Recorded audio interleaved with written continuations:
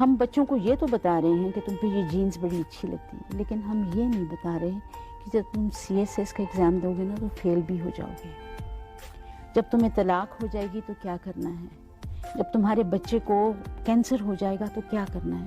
وہ جو اندر کی مضبوطی کلچر عطا کرتا تھا یا مذہب عطا کرتا تھا، اندر کا جو کلچر ہوتا ہے وہ مذہب پہ بیٹھا ہوا ہوتا ہے۔ جب اندر مذہب کم ہونے لگتا ہے تو جو درخت کا سیپ ہے نا جی، وہ پتلا ہو جاتا ہے، وہ مدد نہیں کرتا درخت کی۔ درخت کے بڑے رنگ برنگے پھل ہوتے ہیں، رنگ برنگے پتے لاتا ہے، لیکن اس میں وہ مضبوطی نہیں رہ جاتی۔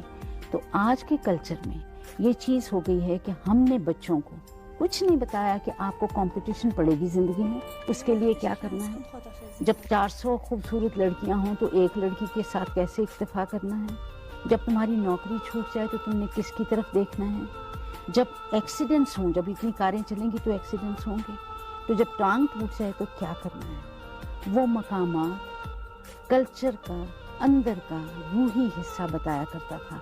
وہ نانیاں، دادیاں، دادے وہ بتایا کرتے تھے، بیٹا صابرین کے ساتھ ہے اللہ، شاکرین کے ساتھ ہے اللہ، مضبوط رہنا، کچھ نہیں، مصیبت آتی ہے چلی جاتی۔